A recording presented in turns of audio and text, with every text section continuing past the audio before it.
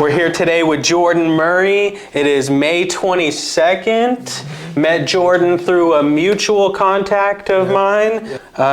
Jordan, just kind of introduce yourself real quick for the viewers that don't know you. No, I appreciate you having me. It's funny how you meet people like through a friend of a friend and you connect with that person, maybe even better than the person that, connected you in the first place. Sure, yeah. It's funny how that works out. So I live in Queen Creek. I'm a real estate investor, partner at a CPA firm, and kind of in the business of, buying businesses. Nice. Helping other businesses, acquisitions, stuff like that. Absolutely. You and I were talking about the private money, like putting that, what that looks like, potentially putting that together. And those are whole different conversations, than I feel like running a business. No, yeah. Forgive me. I'm just going live here on Facebook here with Jordan Murry. Yeah. Just going live on the podcast. So we'll have a little discussion on live today, and we'll get Jordan's mug in there. This is fun. I like this. So happy to have Jordan here today. Our commonalities arose out of creative real estate, mutual contact of ours, Dan Clements, life insurance advisor. Shout out Dan Clements. He put us together because he heard Jordan talking about, man, I got like 55 doors, something to that number. Creative real estate. It's gains. Maybe more. Yeah, we had a couple more close early this week. Nice. Love it. That's small town Ohio. Ohio, okay. Yeah. So we buy in Ohio, West Virginia, Pennsylvania area. It's called the Tri-Valley. Okay. It's where Ohio, West Virginia, and Pennsylvania come together on the river. So we buy all up and down that, and really trying to provide like real quality housing, but in our area, giving people that normally wouldn't be homeowners the opportunity to be homeowners through rent to own. Absolutely. That's a great emotional satisfaction, as well as doing it in your hometown. It's like it makes it more fun than just like the money part of it and the business part. The money helps, I'm sure, too. Money helps. You got to pay your bills. Yeah, no, 100%. So you're from that small town in Ohio. You've been working Martins Ferry. Okay. Yeah, there you go. There you go. Yeah. House today in Barnesville. Awesome. What's the price points out there that you're seeing? So there's somewhere we get them low. Sure. Like 35, 40,000. And you're finding those through like mailers or word of mouth, or? So we started with mailers. I did mailers for real estate out here. It just felt like a sunken cost because you send out 10,000 of them, maybe you get a couple calls. Sure. Like of those couple calls, couple real good conversations. And one guy flicking you off every once in a while. And I thought about it, and I'm like, this works, just not in this market. Right. And I thought about my hometown. Everybody opens their mail, especially when it looks like a bill. Sure. And because they're, in a sense, living check to check. Yeah. And a lot of these people don't have emails, and so like they're getting mail. Sure, so I thought about it, and I'm like, do it there because you're going to have a better open rate.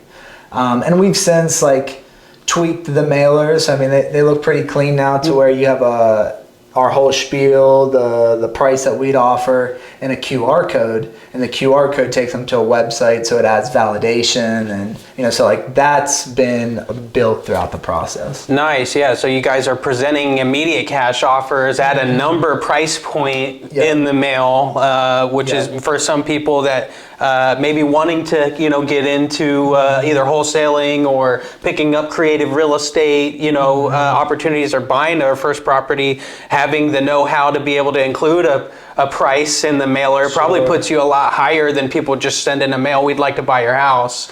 The knowledge of it's important, but I mean, leveraging software. There's softwares out there that you can run the mailers based on a variety of different filters, niches, keywords. Love it. So like you can really dial in, and maybe you were planning on sending, let's just say 3,000 mailers, you can really niche it in, and maybe you're only 400 mailers, but at the same time, those 400 fit exactly what you're trying to do with a certain criteria. Yeah. Yeah, I'd imagine, like you're saying, the competitiveness of the mailer programs are a lot less in that outer market opposed to here in Arizona. Is it none? That's interesting. It's like, that's another thing too, is like we're the only ones doing this. Oh, I love it. So like niche down. We've gotten, that's when you said like, how are we getting them? We started with the mailers, but now it's a word of mouth thing. For sure. So our company is called Rich Investments Group. So Rich Investments Group is starting to be like a brand back home, which is really cool. Yeah, no, I love it. What I mean? It's more than just like, a real estate company where we're trying to build out the construction crew, like the full management company, the full deal. Sure. And it's funny that it's kind of going back to one company when it could be a variety of different conglomerates. Sure, yeah, no, you're hitting multiple boxes under the same roof, optimizing and getting to that vertically integrated program at the end of the day. Love it. You got to control the box at the end of the day. A contractor may run you through the ringer, out of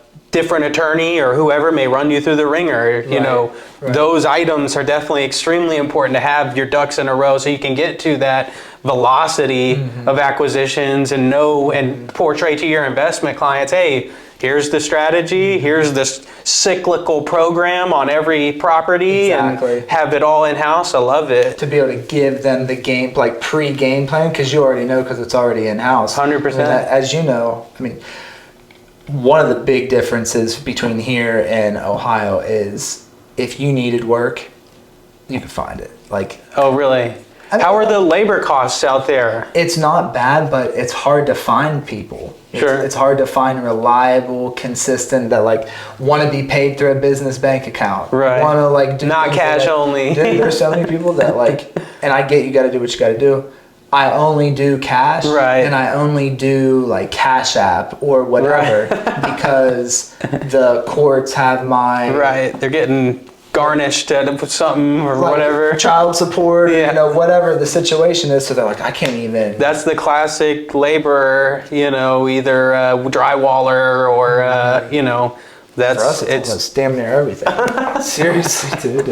But when you find somebody good, it's got to keep them. Oh, it's whatever. You kind of got me by the balls in the sense of if you need something done, you can't just not do it and that's why we wanted to do the acquisitions, because when you bring somebody in house, you don't have that option of not doing it. Right. No, sure. If you're contracting it out, they have a show choice. Up. Sometimes they don't show up. So they went to the casino last night, for all you know. Just wasn't up to it. So no, it's cool because it's real estate investing, but it couldn't be more opposite. Sure. Yeah, no, I love it. Got to take care of your people at the end of the day, from your contractors to your management staff to, all of that. We got really blessed with our team. We hired a father. The father brought on the wife. The wife brought on the son brought on the sister. They got the aunts and uncles in. Dude, it's oh man, it's a super blessing. Yeah. For sure. And they're taken care of, they get compensated fairly. And get to work together. Yeah, that works well for some people. 100%. Some people it doesn't at all, but we're pretty flexible too. If someone wants to take a day off, or whatever, 2-3 days, it's not like you have to submit a 9-to-5 job with a timestamp and get denied anyway. I know, right? Vacation days. Yeah, no, we're pretty flexible, but a lot of velocity going, so it's hard to take days off nowadays. I'm sure you're the same way. Between the tax business and the real estate business, I feel different waves at different times of the year, tax season. April obviously is a crazy month for us, but we've kind of transitioned from a way big spike in April to we do everything quarterly. Okay, so we probably smarter. We talk quarterly, we bill quarterly, sure. we try to do quarterly bookkeeping. Some people want monthly, but we try to operate the whole tax sphere as a quarterly business. So even from a cash flow. Sure, we are used 100%. to seeing those crazy big spikes in April, and they're still little spikes. Sure, a little bit easier to manage, I would imagine. Paying people, putting money in. Ours is the relationships of creating the relationships with financial advisors and, you know, having kind of like group clients. It's where you can provide the most value, and when you do the value, that's when the clients stay. Sure, yeah, no. Relationships are the biggest 100%. Importance in business at the end of the day. Dude. You can only be so good at your job. You know, And those relationships are important. Yeah, no. Somebody can always be better at the job, but like if somebody likes you, they're like, 100%. I got loyalty, and you know, it goes a long way. So yeah, not to switch gears by any means, I love the creative real estate aspect of our discussions, and that discussion arose from my inquiry from a hat you were wearing, the Subject To hat. Yep. So that's a Pace Morby program for those of the individuals that don't know that. Pace Morby's great about Subject To purchases, which is buying a home on a lower rate mortgage, because right now we saw millions of Americans getting 2 to 4% mortgages, which may never happen again. Yeah, that may never happen again for all we know. That might be a folk tale. Yeah, so creates an opportunity, which is Pace Morby's complete program, saying there's millions of houses primed for opportunity on 2 to 4% mortgages to buy that home on assumed payments and successfully transfer title without having the bank shut you down, which is a challenge depending on which title company. So that's the open door a little bit. Maybe you want to touch on one thing real quick. Like you brought up Pace, dude changed my life. Did he really? So how close are you guys? I mean, we don't know each other. Sure.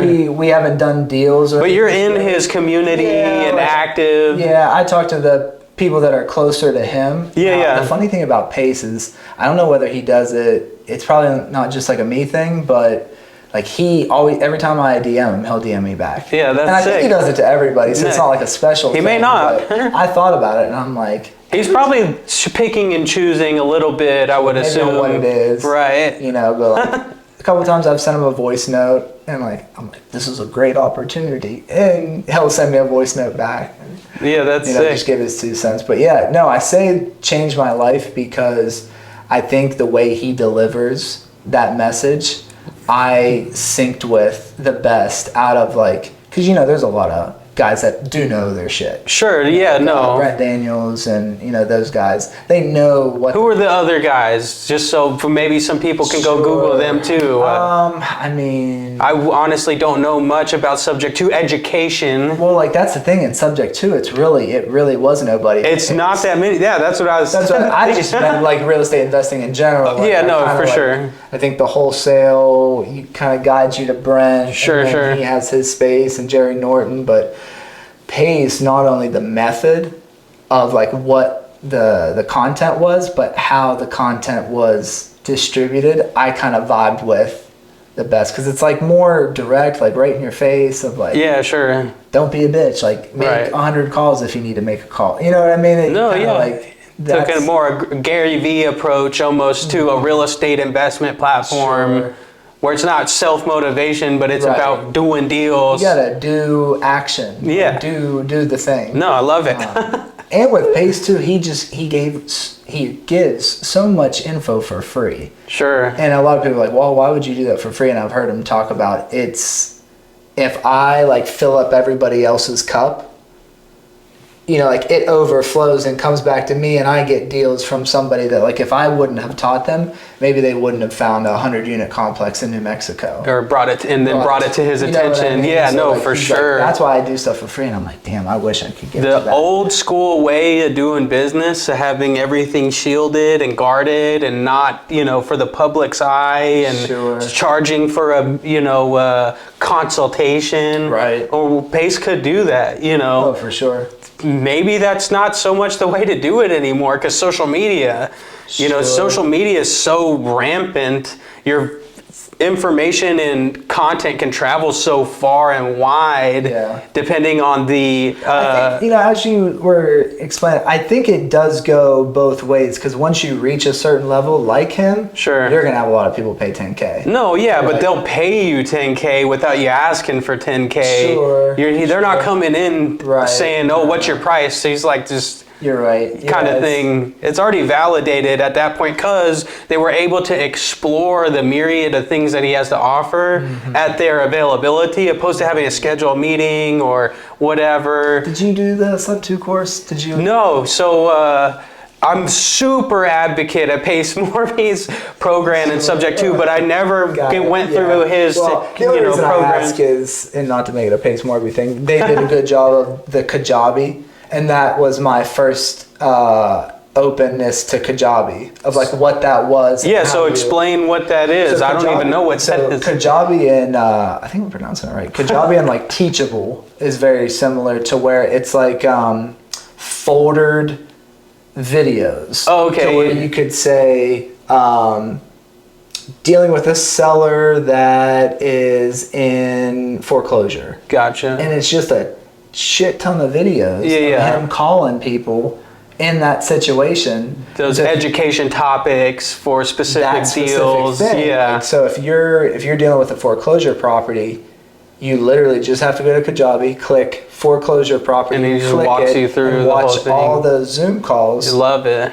And like, there's really not a question that you'd probably have that wasn't on those 10 Zoom calls about that one thing. That's so much content. Yeah, no, it's for like sure. 10 videos of one little thing. So one sub that I item. think is free. I think you pay for that. Yeah, I would imagine so. That I think you pay for it. I'd love to do that with mobile homes. Because there's not all that much education behind mobile home investing. There's mobile home park investing. There's fix and flip investing. There's multifamily education. I've heard of Deals on Wheels, the book. Lonnie Scruggs, but it's super elementary style, where now prices are way higher and there's more velocity to create notes, and there's specifics of Dodd-Frank compliances now. Sure. But I'd love to delve further into that, and I'm actually talking confidentially with ASREA, so Arizona Real Estate Investors Association. We're talking with Mr. Del Preet. Shout out to Mike Del Preet at ASREA about being an official mobile home investing education platform, kind of piggybacked with Notes, because there's such a need for mobile homes in the unaffordability associated with residential real estate pricing here in Arizona because of the competitive nature of real estate. Everyone's trying to keep rental rates high and prices high because BlackRock, Vanguard, and State Street are buying stupid amounts of residential properties. Well, where are they all going? To affordable housing. Right. So I think that there's a major lack of education in mobile homes, and they're no longer negative popular opinion, like trailer park trash. It's now manufactured housing, and the quality of these communities are getting elevated because of the institutional investment appetite in mobile home parks. So they're buying them to increase lot rent and increase quality. I just think that there's a great golf courses on a mobile home park. They have restaurant styles stuff. They have bands that come to these communities depending on the parks and what you pay monthly. Now, have you ever done like the development from like nothing? So just to kind of explain a little bit about what our business model is buying, remodeling, and reselling in leased land communities that the home was already there. We remodeled it there, sold it there, and then originated a seller carry note for the passive cash flow that provides long-term to a qualified client. They fit a criteria of qualification to qualify for the seller finance loan. The problem with developing mobile home parks in Arizona is it's a grandfathered clause. So you can't develop, I don't want to say 100% you can't develop, but it's 99% you can't develop mobile home parks in Arizona. They have to be already zoned for those because the city doesn't like the negative connotation of mobile homes, of affordable housing. City, are you talking about like more county, like Maricopa County? So I don't know all that much in depth about exactly who's like denying those zoning hearings and such. But I know for sure that, like my father, for instance, he's looked into developing some mobile home parks, and Arizona's just really kind of locked up. Sure. And I don't know how far that goes down the road. I was just thinking there's a 9-hole golf course. Have you heard of Wilcox, Arizona? I've heard of Wilcox before. So it's down by Tucson. Yeah. There's a 9-hole golf course, and you know, when I see things, sometimes it's like, oh, what could that potentially be? No, sure. So, or what does it need by I mean, it's not a very nice course. They kind of let it go to shit. But there's a lot of land by it, and there's like a little lake. And I'm like, oh, that would be crazy development. So you know what I like about areas like that is doing almost like a Rednecks with Paychecks program. Sure. Where you're doing a RV style. But the pad to the left of like the RV is a larger shed style, insulated, that has some living capabilities. I like that. So you have like a little kitchenette and a loft, you know, and you can pull your 4-wheelers in and out and have your RV next door, so you can kind of live there. Sure. Maybe you're a snowbird, but you got the golf course and the water. You can bring your boat out there. Bird watchers. They got bird watchers. Bird watching, I guess, is like a crazy that in that area. Yeah. So bird watching. The wine festivals are huge. Yeah, we may have to talk further about that. Yeah, so long story short, I wanted to do tiny homes down there because I thought that would be a cool thing. But where you would build on there, I drove down there and like some of these mobile homes are like lopsided, and I'm like, what is going on? It's because these were homes built like, you know, in the 70s or something, 1960s, 70s, and they didn't put a pad down. Okay. So like over so many years, it's settled Sure. No, in the 100%. houses, and I'm like, these people were cool with just like living in a house that's like unsettled, which was like mind blowing to me. But that just shows the need for affordable housing. That's These people will settle for a home that's unlevel. You're preaching. At the end of the day, to still secure housing. Really just needed the pads, you know? Yeah, man. Well, let's talk about that. It's travesty out there for affordable housing, lower income individuals. 55 and older individuals on Social Security are being like burned at the stake right now. From high living costs to high rental rates to high mortgage rates. Operating on Social Security. Dude, I'm talking to people in mobile home parks that have lived there for 40 years, 50 years, 30 years, 20 years, or whatever, and the rents have gone up. Sure. Lot rents, as institutional investment houses have bought mobile home communities and, you know, increased for their rate of return.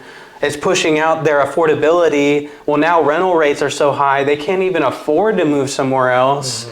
They're either having to move in with a parent or, not a parent, they are the parent, move in with a kid or a relative, or they pair up. It's a big thing right now for sure. Where do you foresee the, and I guess it's similar, but like the quick build manufactured homes, like you've seen, you can buy one on Home Depot. Yeah, so those are more, that's funny for sure. So they market that stuff crazy, but you still have to insulate it and plumb it, and it's a shed. Yeah. You're buying a shed. The shell of like, I was just interested what you thought about like somebody doing that, and then if they have the means of doing the insulation, the plumbing, the electric, and doing all that, how do you think that's ever going to compete with I think the mobile home market? It would be if there were some changes in the city's eyes of what a dwelling is, as far as the permitting processes to get hooked up to city sewer and city electrical, because right now it's really just manufactured homes and RVs that can get hooked up to city utility services with those types of units, like Boxable and what Home Depot provides. Boxable's more of a turnkey program, but it's like a prefab home. They just drop it. But you can't get city utilities. So you have to go all off grid with a septic and, you know, whether solar. It's not just that. They will not allow you most of the time, depending on your market and what, like say Boxable, for instance, is their reach with each individual state or whatever. like they warp speeded for Hawaii since they had that big the fires. The directed energy weapons going on over there. The blue roof, whatever that stuff is. Isn't it crazy when you see stuff like that happen multiple times? Oh yeah, it's definitely interesting. Why are there that many coincidences? I think that there's advantageousness at the end of the day for keeping us kind of out of the loop of what's going on, and it's important to try and keep people close at the end of the day. Get all the information you can from as many sources as you can and make your own decisions. Absolutely. It's getting crazy out there. AI videos nuts. Oh yeah. Dude, there's so many times where I'll get got on something. I'm like, no way he said that. Was that real? Yeah. And then when it's hard to tell now. When you really dial in and look at the mouth, you can see the mouth kind of, but the sound. Dude, I've heard a couple things from LeBron, and I'm like, that has to be him. I would have thought it was a video of... Yeah, no, I mean, the technology is getting crazy. Nuts. It'll be interesting to see what that does to real estate, like with AI and stuff like that. Have you seen Zenny Homes? No, elaborate. So Zenny Homes is I think it's 12 to 1,300 square foot smart home. And it's It's a prefab home? Prefab home. But it's space saver. So the beds come from the ceiling. The closets slide in so you have a bigger living room. I toured one of them. It's interesting that there's... It's almost like a whole Murphy system, a Murphy house. Yeah, exactly. Everything's sleek. The refrigerator is the luxury built into the cabinets. Yeah. So it's probably all super high energy efficiency and stuff like that, I would assume. They give you options for solar and stuff like that. Those are always interesting, but I feel like that only makes sense to go off-grid. Whereas with your mobile homes, there's something to be said for providing great homes and giving people a community to live in. 100%.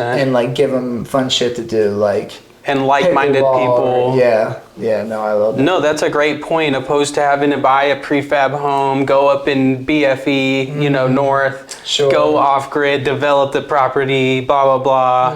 You're in a desirable area here in Arizona in the Valley or Tucson, or whatever other market that is. And you have a sense of pride of ownership as well as like-minded people, either 55 and older or new families. They have the age qualified in all age communities. From a percentage-wise, are you more geared towards 55 up communities? So actually the abundance of 55 and older communities in Arizona here in the Valley, there's a lot of them. Dude, every block. Yeah. So I figured it would probably be that, but I didn't know. So yeah, we started in 55 and older because we liked the stability of a client like that. Sure. Either on Social Security or pension, or they are retired or whatever. They planned most of the time. They're not asking people to borrow $50 for rent. But yeah, there's a lot of 55 and older communities where recently we've established a new institutional relationship with Cal-Am Properties, and they have 10, 15 communities here in Arizona, and they have helped us get more all-age communities, which provides a wider variety of buyer basis. Dude, I feel like you could do a community of die-hard pickleball players. You probably, you piggyback that idea with pickleball and you have a ton of... What a great niche that's come out. Of courts around you, and you're just living with people that love playing pickleball. Have you been to the large indoor facility? I think they had one in Glendale, and then I may have seen one in Scottsdale. I saw the Scottsdale one. It's all indoor? No. It's not indoor. Not the one that I saw. Okay, yeah. There's one I think it's Glendale or Gilbert. I get the two G's mixed up. But it's a mall almost. Oh, really? It's like a grocery store size indoor pickleball court. I'm like, man, it's going to be 110 degrees here real soon. I'd love to go do that. I know, me too. Probably Glendale. Probably. Everything out there. Oh yeah. You ever played pickleball? I've played around. Messed around? Yeah. I know some people that are serious about it. it's like a great exercise. No, yeah, for sure. My... Kind of like you feel like you're just dinking it. Well, I'd rather, if I had to do something now with the baby, I'd rather be golfing. Oh, yeah, no, for sure. Hockey. Well, hey, we're here with Jordan Murray. Would love to go golfing sometime. That'd be fun. Maybe we get that on the next little greet here. Put that on the channel. Sounds like fun. But yeah, Jordan Murray, let people know where to follow you, or what you're looking for, what you have to offer. Sure. So on Instagram, at Jordan Murray _ I could never get the Jordan. I had sent DMs. Someone swiped it from. It looks like a teenager or something. That's funny. No, a strategist. I know, right? So Jordan Murray _ on everything. And what I need, like we talked about earlier, it's like good relationships. You know, that relationship could be anything from like business or just like golfing. Yeah, or, 100%. You're kind of in the business of just good relationships. Absolutely. Yeah. No, yeah, I appreciate you having me on. This is fun. Like I said, this is by far the best. Oh, let's go. I got a buddy back home that he's building it, and it's it is going to get really big. That's awesome. I would love to connect with him. It's called 10 String Tavern, and he gets like all the local people. But I guess when 10 string, like a guitar, 10 string tavern. Yep, 10 string. Gotcha. Tavern. But like yours with the TVs and the gambling and love it. Yeah, well, hey, it's a pleasure to have Mr. Murray out here today. Appreciate you having me. Absolutely. That's mobile mailbox money. Love it. Dude, that was fun. Love it.